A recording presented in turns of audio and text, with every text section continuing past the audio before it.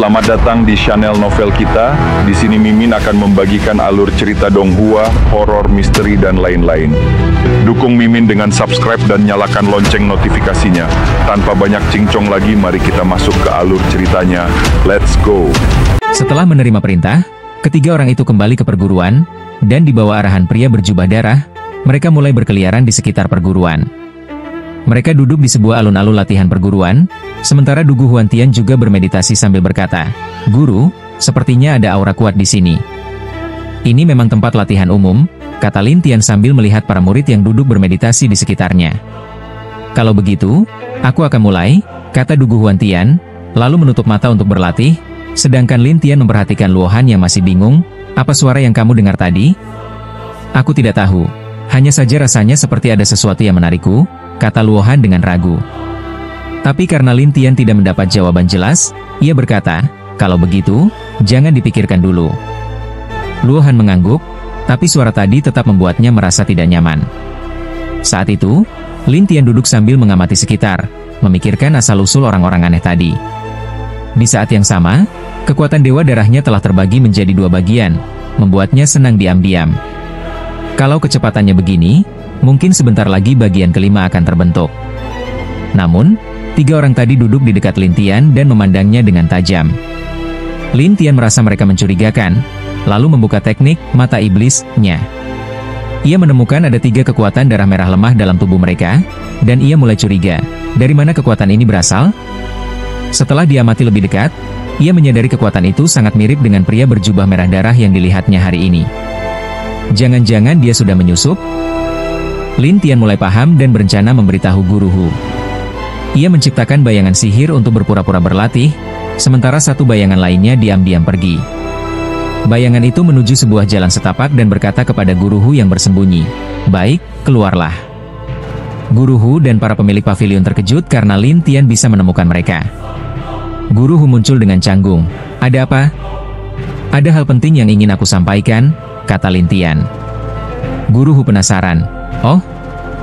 Apa itu?" Lin Tian pun menceritakan temuannya, membuat Guru Hu kaget. "Apa? Kau bilang tiga orang itu disusupi oleh pria itu?" "Itu dugaanku, tapi kita harus menjebak mereka untuk memastikannya." "Aku akan segera mengecek," kata Guru Hu. "Jangan, nanti mereka malah kabur," jawab Lin Tian. "Kalau begitu, aku akan panggil para pemilik pavilion." Itu juga akan membuat mereka curiga. Lin Tian tetap menolak. Guru Hu bingung. "Kalau begitu, apa yang bisa kita lakukan?" "Tidak mungkin kita biarkan mereka beraksi." Lin Tian berpikir sejenak, lalu bertanya, "Apa ada tempat di perguruan ini yang bisa menjebak mereka, bahkan jika mereka coba kabur?" "Apa rencanamu?" "Aku ingin memancing mereka, lalu memaksa pria berjubah darah itu keluar," kata Lin Tian. Guru Hu kagum. "Bagus sekali idemu. Kalau begitu, di mana tempatnya?" "Di gunung belakang ada tempat latihan, tapi auranya lemah, jadi jarang ada orang ke sana. Kita bisa atur jebakan di sana dan menunggumu datang," jelas Guru Hu. "Berapa lama menyiapkannya?" "Setengah jam." "Baik, aku akan mengulur waktu selama itu dan membawanya ke sana," kata Lin Tian, lalu menghilang. Guru Hu mengangguk dan kembali ke puncak tertinggi, lalu berkata pada para pemilik pavilion, "Kalian lihat juga, kan?" Semua mengangguk, dan pemimpin pavilion naga berkata, "Mari kita bersiap." Mereka pun menghilang. Saat itu, Lin Tian menghilangkan bayangan iblisnya. Suluo lalu mengejek, "Bocah, sia-sia saja kau yang bukan bangsa dewa berlatih di sini." "Benar," sambung Sue. "Kami tahu banyak tempat bagus. Kalau kamu ikut kami bisa tunjukkan tempat latihan yang luar biasa." Namun Lin Tian hanya tersenyum. "Aku tak berani pergi." "Kenapa? Takut kami akan menyerangmu?" Suluo tertawa aneh, dan Lin Tian membalas, "Hari ini kalian menjebakku, ingin membunuhku, sekarang malah menawarkan tempat bagus? Aku pikir kau berbakat." "Kalau bisa, aku ingin berdamai denganmu," kata Suluo dengan tulus. "Begitu baiknya?" "Tentu saja," kata Suluo. Tapi Lin Tian tahu ini hanya akal-akalan. Dugu Huantian ikut bicara, dan suasananya seakan musuh sedang berdiskusi sebagai teman. Setelah 30 menit, Lin Tian mendapat kabar dari Guru Hu dan berkata sambil tersenyum, "Aku ingin cari tempat latihan yang cocok di pegunungan." Ia pun membawa Luo Han dan Dugu Huantian. Dugu Huantian heran, tapi tetap mengikuti. Su Luo dan dua temannya pun tak ingin kehilangan kesempatan dan terus membujuk Lin Tian agar ikut mereka. Bahkan menjanjikan bisa lolos ujian kolam dewa dalam 20 hari. Dugu Huantian berbisik, "Guru, kenapa mereka jadi begitu ramah tiba-tiba?" "Mungkin mereka ingin memancing kita keluar lalu menyerang," jawab Lin Tian dengan suara keras. Ketiganya pun tersenyum kaku dan menyangkal, tapi Lin Tian tak bodoh. Ia lalu berkata, "Ayo, aku mau lihat-lihat gunung." Mereka pun menuju gunung belakang dan tiba di sebuah gua kecil. Lin Tian bertanya, "Tempat ini cocok untuk latihan?" Dugu Huantian menunjuk tulisan di samping, "Guru, lihat. Tidak ada aura spiritual di sini. Tak ada gunanya." "Belum tentu, mungkin cocok untuk kita yang bukan bangsa dewa," kata Lin Tian lalu masuk. Dugu Huantian dan Luo Han mengikuti. Su Luo dan teman-temannya saling pandang, lalu ikut masuk. Setelah beberapa saat, mereka sampai di dalam gua, yang tampak seperti bekas tempat latihan, dengan batu-batu meditasi yang rusak. "Sayang, sekarang aura spiritualnya sudah hilang," kata Dugu Huantian. "Sangat miskin," tambah Lin Tian. Tapi ketiga orang itu melihat ini sebagai kesempatan. Mereka langsung melemparkan cahaya merah darah ke mulut gua, menciptakan penghalang yang menutup jalan keluar. "Apa yang kalian lakukan?" tanya Lin Tian. Ketiganya tertawa. Su Luo berkata, "Awalnya kami ingin memancing kalian keluar, tapi kalian malah datang ke tempat sepi ini. Sungguh membantu kami." Dugu Huantian panik, "Kalian benar-benar akan menyerang kami?" Suroyai tertawa. "Ya, disinilah tempatnya." Dugu Huantian segera mendekati Luo Han dan berkata, "Kita punya dia." Tapi Su Luo tertawa. "Dia, tentu saja, sudah ada yang menangani, tidak perlu kami." "Siapa?" Dugu Huantian tidak mengerti. Pada saat itu, Su Luo dan Lan Yuqi saling bertatapan, lalu cahaya darah dari ketiganya bersatu. Kemudian, cahaya darah itu berubah menjadi seorang pria berjubah merah darah, dan pria ini memegang gelang hitam aneh di tangannya. Saat ia mengayunkannya, Luo Han langsung jatuh dalam kondisi linglung. Itulah suara itu, Lin Tian tiba-tiba menyadari. Dugu Huantian pun bertanya, "Siapa dia?" Pria berjubah merah darah itu memandang ketiga orang tersebut dan berkata, "Kalian sudah bekerja dengan baik." Ketiganya tampak senang, dan Su Luo juga berkata, "Semua ini berkat bimbingan bijak dari senior." "Ayo, kalian bertiga, siapa yang ingin aku hajar lebih dulu?" tanya pria berjubah merah itu. Su Luo menunjuk ke Lin Tian. "Dia, lukai dia, biarkan dia untuk kami." "Seorang yang bukan dari kaum dewa?" Pria berjubah itu tersenyum, dan ketiganya mengangguk. Kemudian pria itu menatap Lin Tian dan tertawa. "Anak muda, kita bicara dulu. Mau dilukai secara menyakitkan atau tidak menyakitkan?" "Itu bukan terserah kamu," jawab Lin Tian dengan senyum, dan pria berjubah itu tertawa. "Apa? Masih punya cara untuk melarikan diri?" "Melarikan diri? Siapa bilang aku mau lari?" tanya Lin Tian dengan senyum. Pria itu bertanya, "Oh? Apa yang bisa kamu lakukan untuk menghindari seranganku?" "Aku tidak perlu melakukannya sendiri," jawab Lin Tian sambil tersenyum misterius. Tiba-tiba, bayangan-bayangan ilusi bermunculan di sekeliling. Ternyata bayangan-bayangan itu adalah para pemimpin pavilion. Melihat ini, pria berjubah merah darah itu terkejut, mereka di sini. Ketiga orang itu juga terkejut, tidak mengerti apa yang sedang terjadi. Lin Tian tersenyum, "Aku tahu kamu bersembunyi di antara mereka, jadi aku sengaja memancingmu ke sini." "Apa?" Ketiganya dan pria berjubah merah darah itu terkejut, sementara Guru Hu menatap pria berjubah itu. "Xie Aoshan, ternyata kamu." Pria bernama Xie Aoshan mendengus, "Kalian pikir bisa menangkapku seperti ini? Tempat ini sudah kami siapkan, jadi kamu tidak akan bisa melarikan diri," kata Guru Hu sambil tertawa. Para pemimpin pavilion lainnya juga menatap Xie Aoshan. Xie Aoshan pun menjadi tidak sabar, dan akhirnya menatap Lin Tian. "Anak sialan, berani-beraninya kau mempermainkanku. Aku tidak berniat jadi musuh siapapun, tapi kalau ada yang cari masalah denganku, aku tidak akan diam saja," jawab Lin Tian. Mendengar itu, Xie Aoshan marah dan menatap Lin Tian. "Anak muda, tunggu saja, aku tidak akan membiarkanmu pergi." Lalu, cahaya darah dari tubuh Xie Aoshan menyala terang. Para pemimpin pavilion dan Guru Hu langsung mengepung. Terlihat bahwa kekuatan Xie Aoshan luar biasa, bahkan saat dikepung, ia masih mampu bertahan lama. Namun karena jumlah lawannya banyak dan semuanya ahli, akhirnya Xie Aoshan mengaum dan berubah menjadi cahaya darah. Guru Hu terkejut, itu jurus pelarian jiwa Dewa Darah. Saat itu, tubuh lawan berubah menjadi cahaya darah, lalu terbakar dan jiwanya melesat pergi. Guru Hu mengumpat, sialan. Para pemimpin lainnya langsung mengejar, hanya Guru Hu dan pemimpin pavilion hitam yang tersisa. Pemimpin pavilion hitam menatap 3 orang Suluo yang gemetar, kalian bertiga, sebaiknya jelaskan. Kami dijebak, kata Suluo cepat-cepat. Lan Yuki juga mengangguk cepat. Iya, itu orang tua itu. Orang tua? Orang tua mana? Tanya pemimpin pavilion hitam. Lan Yuki pun menceritakan satu persatu.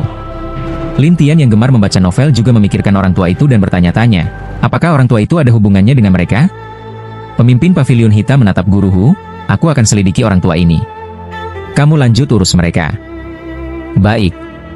Setelah itu, pemimpin pavilion hitam menatap ketiga orang itu, ayo, kalian harus menerima hukuman. Ketiganya tidak berani menolak dan langsung pergi. Guru Hu menatap Lin Tian dan berkata, untung kamu cerdas kali ini, berhasil memancingnya keluar.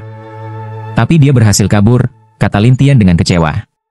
Guru Hu menjawab, tubuhnya sudah hancur, jiwanya sepertinya tidak bisa berbuat banyak.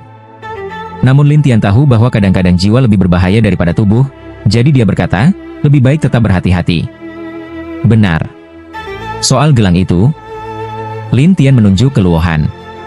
Guru Hu menjawab, saat kamu sudah menjadi dewa, aku akan memberitahumu. Setelah itu, Guru Hu menyuruh Lin Tian dan yang lainnya meninggalkan gua.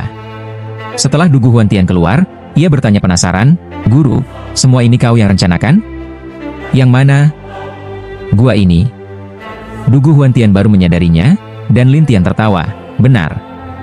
Guru, kau sungguh hebat, Dugu Huan Tian mengagumi, tapi Lin Tian tampak tidak senang dan berkata, tapi lawan kita sangat kuat.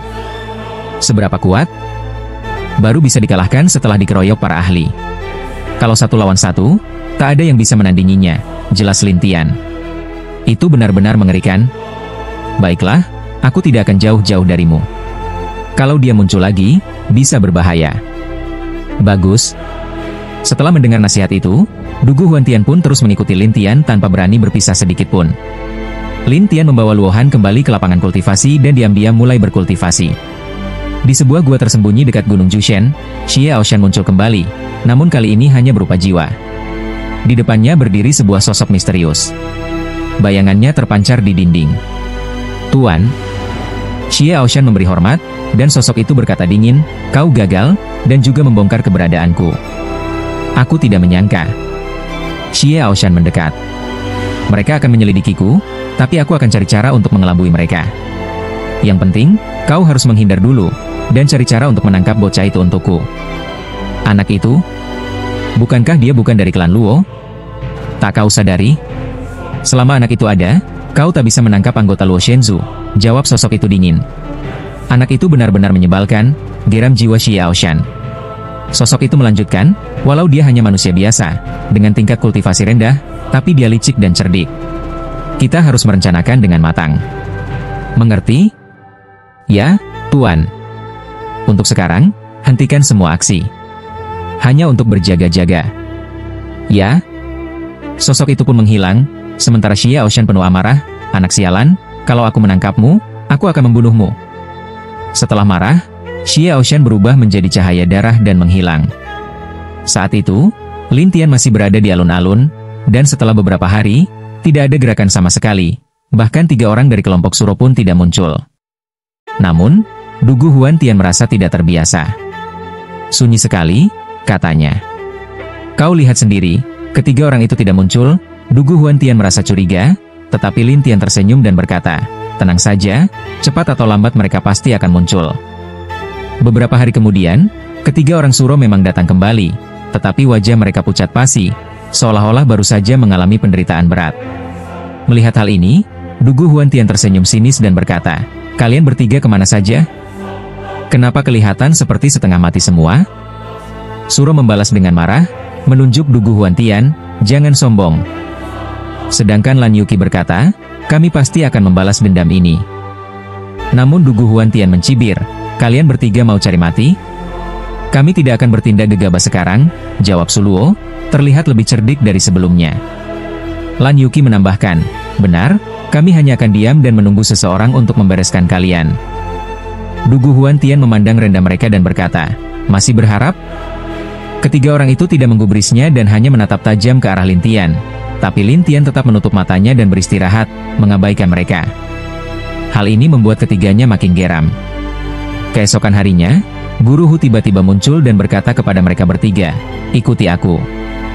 Lin Tian penasaran apa maksud Guru Hu, tapi tetap mengikuti, meninggalkan tempat itu bersama-sama.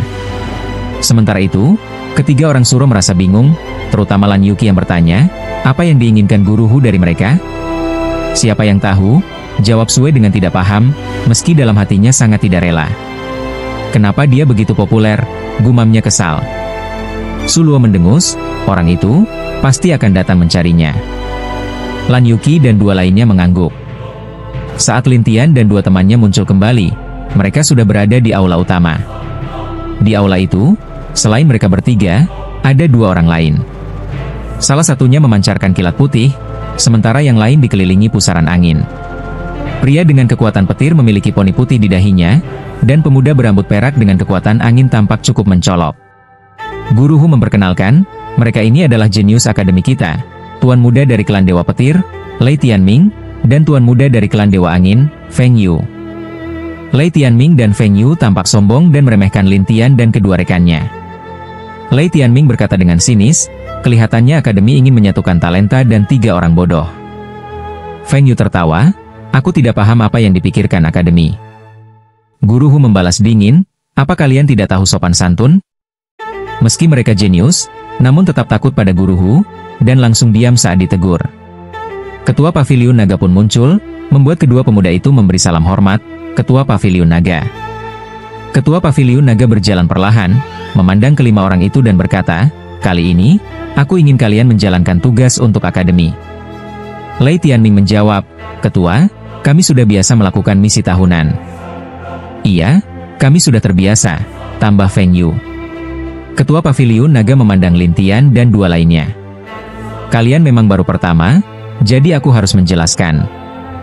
Dugu Huan Tian bertanya, tugas apa? Kenapa kami? Lin Tian juga ingin tahu, dan Ketua Paviliun Naga menjawab dengan tersenyum, aku adalah Ketua Paviliun Gongde. Kalian bertiga berhasil menyelesaikan misi khusus yang aku tetapkan, jadi kalianlah yang terpilih. Oh, jadi begitu? Dugu Huan Tian baru sadar, namun Lei Tianming tertawa, mungkin saja mereka cuma beruntung menemukan bahan misi. Betul sekali, ejek Feng Yu lagi. Ketua Paviliun Naga melotot pada mereka berdua, membuat mereka langsung diam. Lalu dia melanjutkan, jadi, kalian bertiga akan membentuk tim bersama mereka. Apa yang harus dilakukan? Tanya Dugu Huan Tian. Ketua Paviliun Naga menjelaskan, ada sebuah tempat dekat kuil agung. Di sana ada celah yang harus diperkuat setiap tahun. Namun para ahli tidak bisa mendekat, hanya kalian yang berbakat yang bisa melakukannya. Dugu Huan Tian bingung, kenapa para ahli tidak bisa mendekat? Lei Tianming mencibir, celah itu punya efek pembatas pada kekuatan tingkat tinggi. Semakin kuat seseorang, semakin mudah diserap sebelum bisa menyegel celah itu. Baru saat itu Dugu Huan Tian mengerti. Ketua Paviliun Naga lalu mengeluarkan 5 jimat. Ini 5 jimat. Kalian harus menempelkannya pada segel celah tersebut, mengerti? Lei Tianming dan Feng Yu langsung menjawab, mengerti. Dugu Huan Tian agak ragu tapi tetap mengangguk. Sementara Lin Tian tak bicara apa-apa, dan Luo Han memang tidak bisa bicara. Ketua Paviliun Naga pun menatap Lin Tian, kau ingin mengatakan sesuatu? Lin Tian akhirnya bertanya, apakah dia akan terpengaruh? Sambil menunjuk ke arah Luo Han. Ketua Paviliun Naga menjawab, darahnya bagus, tapi karena kultivasinya tidak tinggi, seharusnya tidak apa-apa. Tapi Lin Tian kembali bertanya, kenapa harus 5 jimat sekaligus? Kenapa tidak satu persatu? Lei Tianming menertawakannya, bocah, 5 jimat ini jika ditempel bersamaan akan menghasilkan kekuatan besar. Kalau hanya satu orang yang memasangnya, bisa terpental atau bahkan celaka. Itu benar, bisa mati tanpa tahu penyebabnya, tambah Feng Yu. Lin Tian terdiam mendengar hal itu. Ketua Paviliun Naga kemudian menyerahkan 3 jimat pada Lin Tian dan berkata, kalian bertiga, aturlah sendiri. Namun Lin Tian bertanya lagi, apakah ada imbalan jika misi ini selesai? Guru Hu dan Ketua Paviliun Naga terkejut, lalu tertawa. Sementara Lei Tianming mengejek, bocah miskin ya? Minta imbalan pula? Maklum, bukan dari ras dewa, tentu miskin, cibir Feng Yu. Ketua Paviliun Naga langsung menegur, kalian berdua, kalau terus begitu, aku batalkan kalian ikut. Lalu ia berkata kepada semuanya, jika berhasil, akan ada imbalan besar dan 200.000 poin. Dugu Huantian sangat senang mendengarnya. Namun Ketua Paviliun Naga menatap serius ke arah Lin Tian dan dua rekannya, kalian bertiga harus hati-hati. Di sekitar celah itu mungkin muncul ilusi. Kalau terjebak dalam ilusi, kalian bisa dalam bahaya besar. Setelah pemimpin Paviliun Naga selesai berbicara, dia meminta Lin Tian dan yang lainnya untuk menyimpan jimat-jimat tersebut, lalu berbalik dan berjalan menuju formasi teleportasi, seperti altar yang ada di belakangnya. Setelah naik ke atas, pemimpin Paviliun Naga menatap kelima orang itu, dan Lei Tianming serta Feng Yu tersenyum aneh sebelum masuk ke altar di depan mereka. Ketika keduanya menghilang, Lin Tian dan yang lainnya pun menyusul. Menurutmu mereka akan bertarung? Tanya pemimpin Paviliun Naga pada Guru Hu, yang kemudian mengernyitkan dahi. Lei Tianming dan Feng Yu adalah tuan muda dari dua klan dewa teratas. Identitas mereka berbeda dari yang lain, dan biasanya mereka meremehkan para dewa lainnya, apalagi sekarang. Tapi sekarang, tidak ada orang yang lebih baik dari tiga orang itu. Guru Hu hanya bisa berharap semuanya baik-baik saja. Sekitar beberapa saat kemudian, ketiganya muncul kembali, namun tak jauh dari situ, ada jurang yang memancarkan cahaya putih. Lei Tianming dan Feng Yu sudah berdiri di sana dan melemparkan dua jimat. Lalu kekuatan dari jurang dan cahaya putih menghantam mereka, dan meskipun mereka bertahan, mereka tampak menyesalinya. Lei Tianming mencibir, tiga orang, cepatlah. Kalau tidak segel ini akan hancur dan semua orang akan menderita. Ya, cepatlah, tambah Feng Yu. Lin Tian tetap diam, hanya membawa Dugu Huantian dan Luohan maju ke depan. Kemudian Lin Tian berkata, biar aku coba dulu. Lin Tian mengeluarkan sebuah jimat dan melemparkannya. Sebuah cahaya putih dari jurang langsung memantul dan menghantam tubuh Lin Tian, hampir membuatnya terlempar. Tapi Lin Tian segera menstabilkan dirinya. Feng Yu dan Lei Tianming tertawa penuh ejekan. Dugu Huantian bertanya, Guru, kau tidak apa-apa? Lin Tian mengangguk, beri aku punyamu, aku akan melemparkannya. Dugu Huantian dengan cepat memberikannya, tetapi Lei Tianming tertawa, anak bodoh, satu orang maksimal hanya bisa melempar satu. Jika melempar dua berturut-turut, pantulan kedua bisa menghancurkan rohmu. Namun Lin Tian mengabaikannya dan tetap melempar jimat kedua. Cahaya kedua bahkan lebih dahsyat, langsung menghantam roh Lin Tian. Tapi Lin Tian memiliki baju zirah spiritual yang meredam kekuatan itu dan membuat rohnya tetap aman. Ini, Lei Tianming tercengang, dan Dugu Huantian sangat gembira. Tapi Feng Yu tampak cemas. Ini memalukan.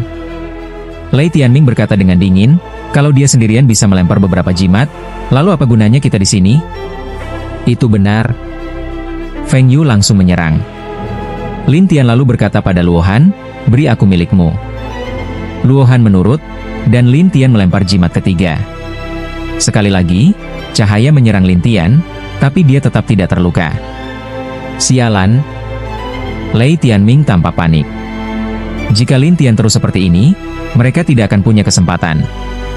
Dugu Huantian mengejek, kalian lihat sendiri, kan? Lei Tianming tak berkata apa-apa, hanya dikelilingi oleh kilat. Sementara Feng Yu memanggil badai dan mulai menyerang. Dugu Huantian terkejut, kalian mau apa? Anak itu harus mati, desis Feng Yu. Lei Tianming mengiyakan, benar, dia harus mati. Kalau kalian menyerang, tidak takut dihukum oleh pemimpin paviliun? Tanya Dugu. Asal kalian semua mati, tak akan ada yang tahu, jawab Lei Tianming dengan dingin. Luohan merasakan kekuatan mengerikan mereka dan segera membuat dinding gelembung untuk melindungi Lin Tian dan lainnya. Lei Tianming menghantam gelembung itu dengan petir, namun diserap satu persatu. Ini? Lei Tianming terkejut. Feng Yu juga bingung. Seranganku diblokir gelembung-gelembung itu. Biarkan aku coba, kata Feng Yu. Ia memperkuat serangan anginnya hingga gelembung pecah satu persatu. Tapi setelah angin reda, Luohan membuat dinding gelembung baru. Feng Yu kesal, saudara Lei, saat aku hancurkan gelembung, kau serang mereka bertiga. Oke, jawab Lei Tianming, mulai mempersiapkan bola-bola petir. Namun Lin Tian membuat banyak bayangan dan segera membawa Luo Han serta Dugu Huan Tian kabur. Ia tahu kekuatan dua lawannya terlalu besar, dan cara terbaik adalah mundur. Tapi Feng Yu tak membiarkan mereka pergi. Dia segera tiba di formasi teleportasi di pintu keluar dan menciptakan badai di sekelilingnya. Jangan harap bisa kabur. Dugu Huan Tian panik, tapi Lin Tian memasukkannya ke dalam kuil laut. Kepada Luo Han ia berkata, "Lindungi dirimu dengan gelembung, aku akan menghadapi mereka." Baik. Luo Han segera dikelilingi gelembung pelindung. Sementara Lin Tian mundur dan berkata pada dua lawannya, "Siapa yang mau melawanku?"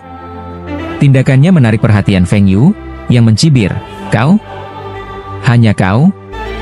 "Aku? Itu cukup," balas Lin Tian. Feng Yu tertawa, "Kalau bukan karena gelembung gadis itu, kau sudah mati." "Itu belum pasti," jawab Lin Tian. "Oh ya? Kalau begitu, tunjukkan kemampuanmu," kata Feng Yu. Ia meminta Lei Tianming menjaga Luo Han, sementara ia sendiri fokus pada Lin Tian.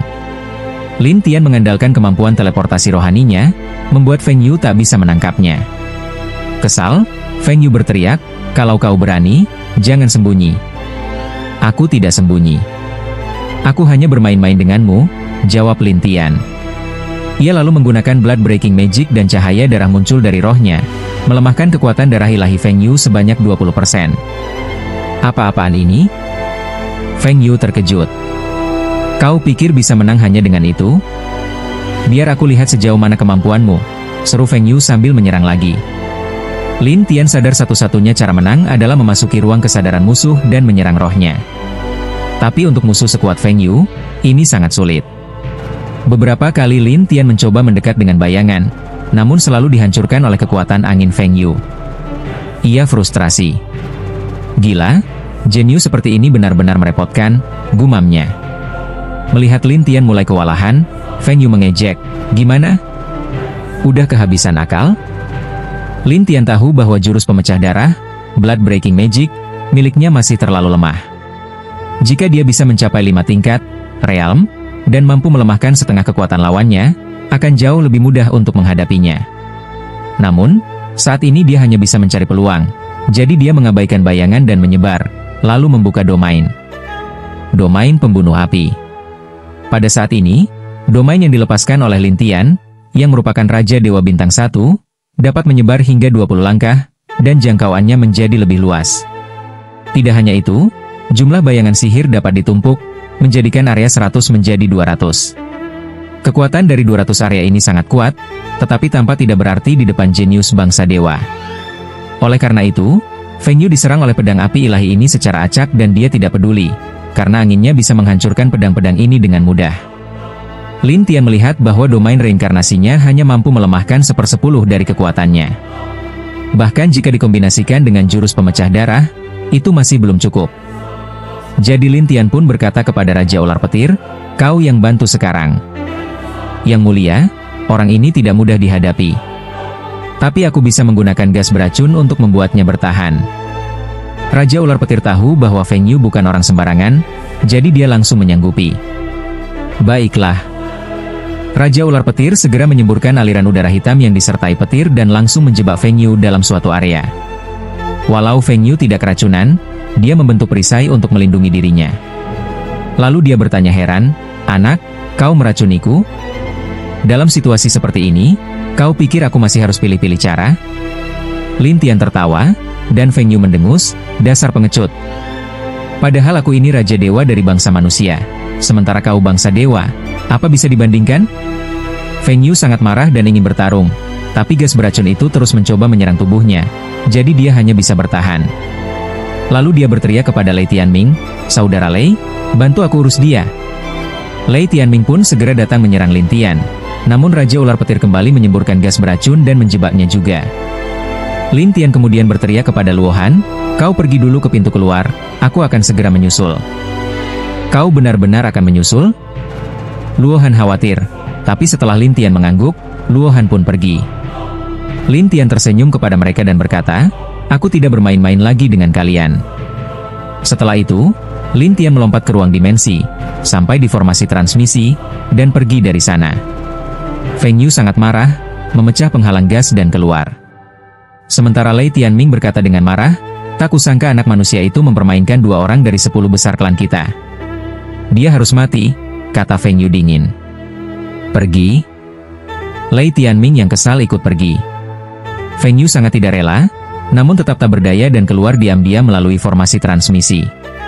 Begitu Lin Tian dan Luo Han muncul di luar, pemimpin paviliun naga dan Guru Hu segera menghampiri mereka, dan lega melihat mereka baik-baik saja. Saat itu, Lin Tian kembali ke tubuhnya dan membuat Dugu Huan Tian keluar.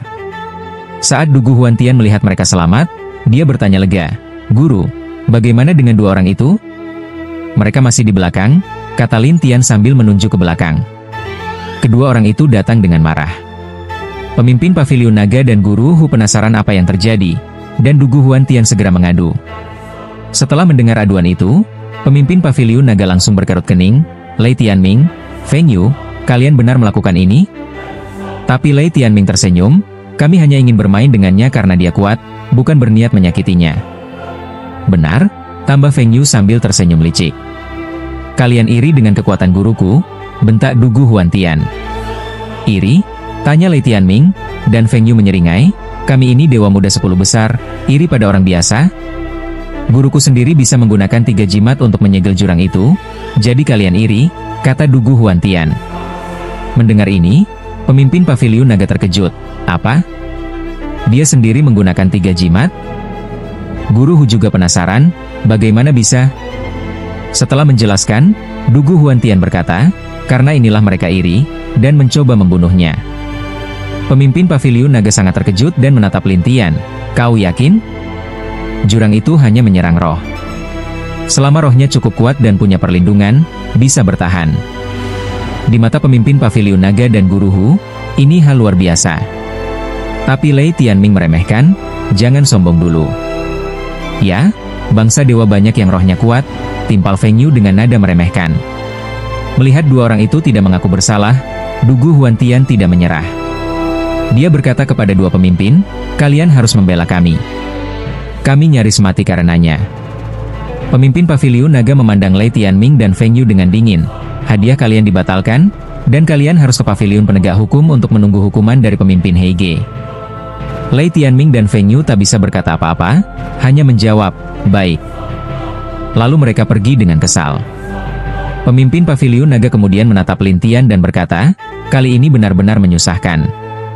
Kalau begitu, bagaimana dengan poin dan hadiah kami?"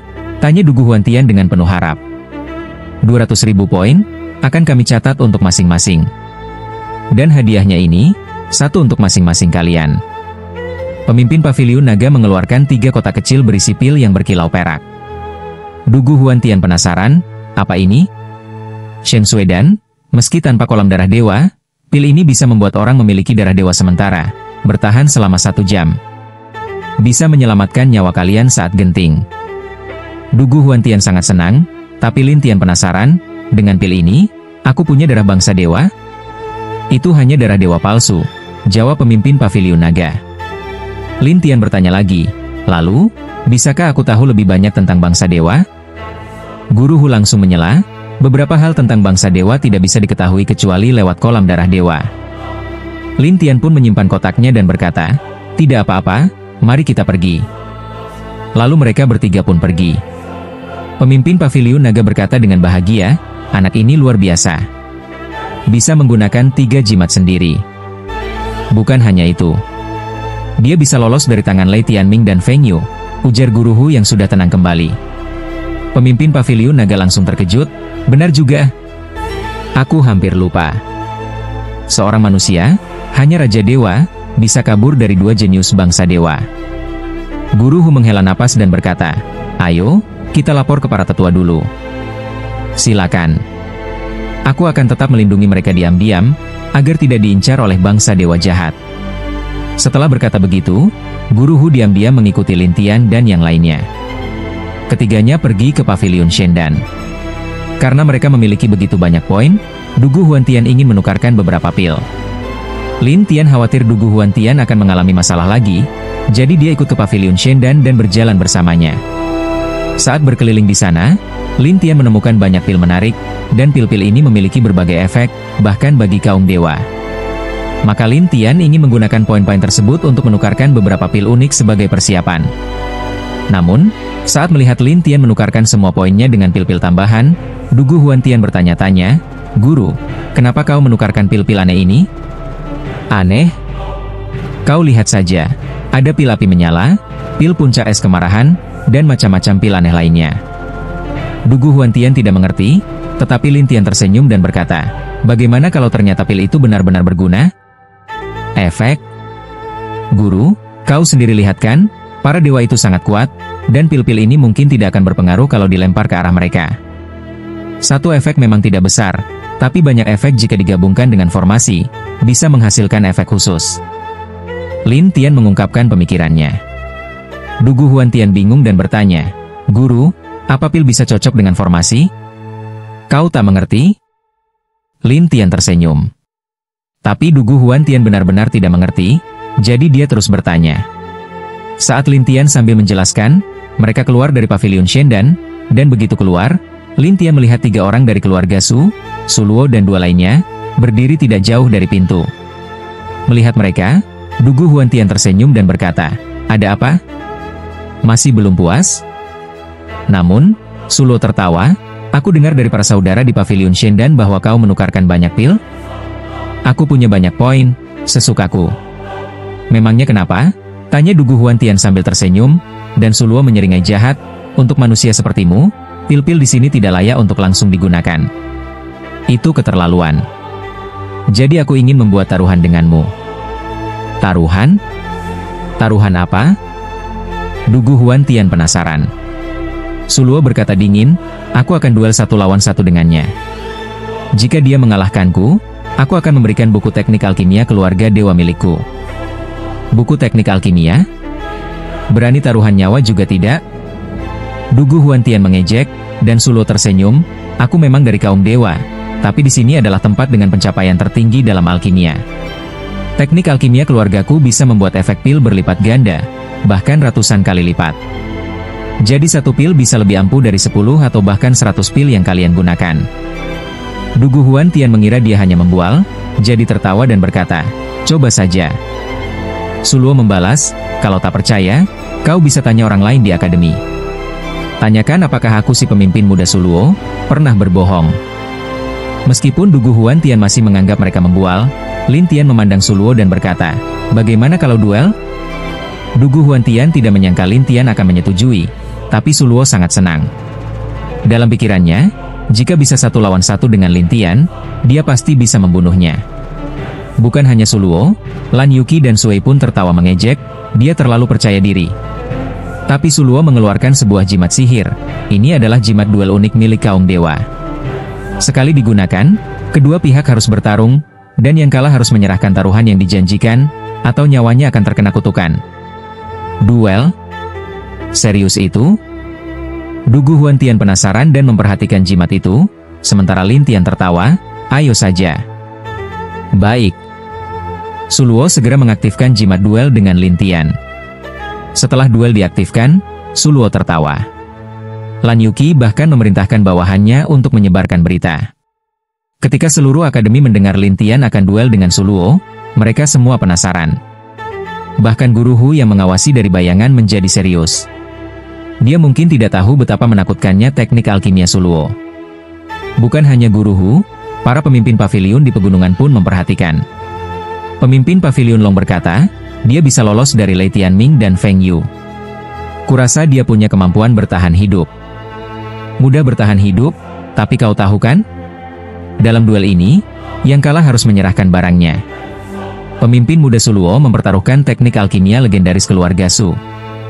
Tapi bocah itu mungkin akan kehilangan nyawanya. Pemimpin pavilion Wan juga terlihat cemas. "Mungkin tidak seburuk itu," katanya ragu. "Kita lihat saja dulu," kata pemimpin pavilion Long. Di arena duel, semua orang duduk mengelilingi arena, jelas mereka datang menonton pertunjukan. Banyak dari kaum dewa yang mengejek, "Lihat, itu manusia yang tidak tahu diri. Manusia ini benar-benar bodoh." Beberapa dari mereka yang bukan kaum dewa pun penasaran dari mana Lin Tian berasal. Saat itu, Su Luo berdiri di arena duel dan menunjuk ke arah Lin Tian sambil tertawa. "Ayo, bocah. Lin Tian melompat dan mendarat di arena. Suluo mengejek, "Bocah, aku akan tunjukkan teknik alkimia keluarga Su." Lin Tian ingin melihat apakah teknik alkimia lawannya memang sehebat yang dikatakan. Saat itu, Suluo mengeluarkan satu pil dan mengepalkannya di tangan. Pil itu terbakar seketika. Tangan Suluo menyala seperti api, dan kekuatannya sangat mengerikan, seolah bukan kekuatan miliknya sendiri. Melihat itu, Lin Tian bergumam, memang meningkat puluhan kali lipat. "Bocah, lihat ini. Inilah Danji." Setelah itu, Suluo langsung menyerang Lin Tian. Boom! Sebuah ledakan besar terjadi di tempat Lin Tian berdiri. Jika tidak ada penghalang, aula itu mungkin sudah hancur. Tapi meski begitu, para penonton bisa merasakan kekuatannya. "Aku yakin dia mati." Mengerikan. Dugu Huantian panik, sementara Luohan hanya menatap kosong. Lan Yuki tertawa senang, "Bagus." Sui juga merasa lega, akhirnya mati. Tapi saat asap menghilang, Lin Tian berdiri di sana tanpa terluka dan tersenyum kepada Suluo yang sedang senang. Kekuatannya memang hebat. "Kau?" Senyum Suluo langsung menghilang dan dia memandangi Lin Tian dengan tatapan tak percaya. Lin Tian mengangkat bahu, "Ayo, lanjutkan." Suluo marah dan mengeluarkan pil lain. Kali ini, daerah tempat Lin Tian berdiri membeku. Semua orang mengira Lin Tian sudah mati. Tapi Lin Tian tiba-tiba berdiri di belakang Suluo dan tersenyum. "Seranganmu memang kuat, tapi tak bisa membunuhku." Suluo berbalik dan menyerang dengan satu pukulan, tapi Lin Tian menghilang. Penonton bingung bagaimana Lin Tian bisa bergerak begitu cepat. Bukan hanya mereka, Guru Hu dan para pemimpin pavilion juga terkesima oleh kecepatan Lin Tian. Lin Tian berhenti di sisi arena dan menatap Suluo yang sedang marah. "Kupikir kau sehebat itu, tapi ternyata lemah kalau hanya mengandalkan pil. Meskipun aku tak bisa melukaimu, kau juga belum menang." Suluo berteriak marah. Ya, waktunya habis. Bersambung ya bos. Besok kita lanjut lagi, oke?